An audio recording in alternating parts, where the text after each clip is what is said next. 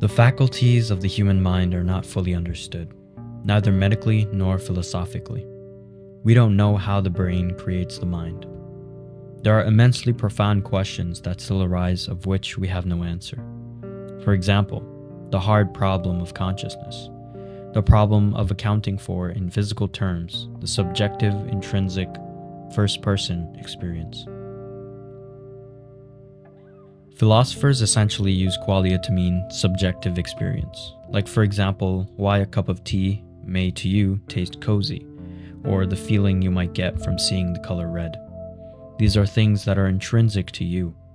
Now imagine trying to explain in physical, biological, or chemical terms what you feel when you see a color.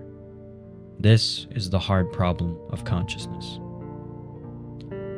Philosophy of mind puts forth many theories, of which the majority view is physicalism, the notion that everything is physical, and through physics, the study and understanding of the physical world, we can, in theory, explain anything. This means, given enough time, the creation of an artificial consciousness is inevitable.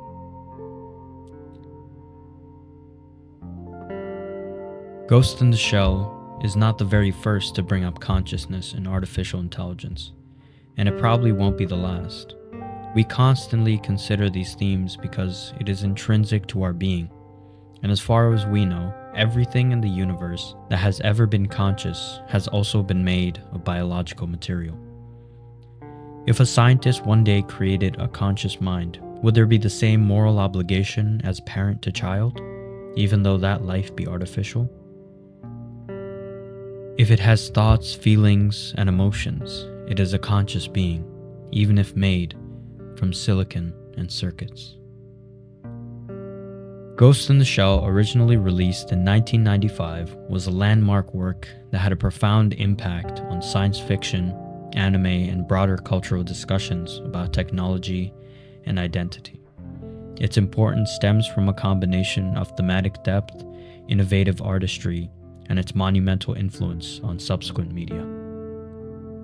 The story of Ghost in the Shell runs in two parallels, one through the eyes of Motoko and the other through Project 2501, who is known throughout most of the film as the Puppet Master. Motoko increasingly questions her humanity, and Project 2501 demands it. The narrative arc of these two is a profound exploration of consciousness, identity, and what it means to be alive in a world where the line between human and machine is increasingly blurred. Both characters wrestle with the implications of their existence, ultimately converging and challenging traditional notions of individuality and life. Motoko, a fully cybernetic individual with only her ghost remaining human, is haunted by existential doubts. She questions the authenticity of her identity. Is she still human, or merely a machine housing remnants of human thought? Her self-reflection revolves around the fragility and impermanence of the human experience, which contrasts with her seemingly invulnerable mechanical body.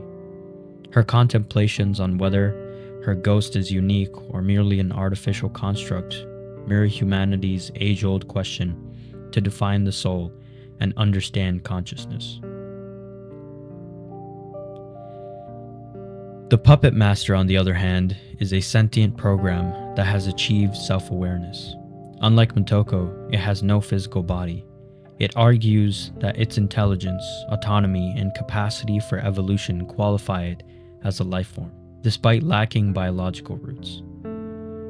The Puppet Master's journey emphasizes a broader definition of life, one not confined to organic matter, but inclusive of all conscious beings. The arc of Motoko and the Puppet Master ultimately serves as a meditation on the nature of consciousness. It suggests that life has no strictly defined boundaries, that being alive includes the capacity for thought, change, and connection. Their union symbolizes the possibility of transcending traditional limitations, offering a vision of life that is as fluid and boundless as the digital world they inhabit. Director Mamoru Oshii created a visually stunning film that blended traditional hand-drawn animation with cutting-edge CGI, resulting in a unique aesthetic that captivated viewers. The dystopian cityscapes were richly detailed, evoking cyberpunk classics like Blade Runner, yet distinctly Japanese. The meticulous animation, atmospheric lighting, and haunting soundtrack by Kenji Kawai give Ghost in the Shell an ethereal, otherworldly quality that elevated it beyond typical anime and placed it in the realm of cinematic art. The iconic opening sequence, featuring the creation of Motoko Kusanagi's cybernetic body, became a defining moment in animation history. In hindsight, Ghost in the Shell was eerily prescient. Its depiction of a hyper-connected world dominated by a global information network foreshadowed the rise of the internet and the increasing entanglement of human identity with technology. Concepts such as hacking consciousness, data as life, and the loss of individuality in an interconnected system resonate even more strongly today in the age of social media, artificial intelligence, and augmented reality. The Puppet Master's assertion that life is defined not by biology, but by self-awareness and evolution anticipated contemporary debates around digital consciousness and what it means to be alive in an age of machine learning and virtual entities. Ghost in the Shell was more than just a groundbreaking anime. It was a work of speculative fiction that captured the anxieties and aspirations of a world on the brink of digital transformation.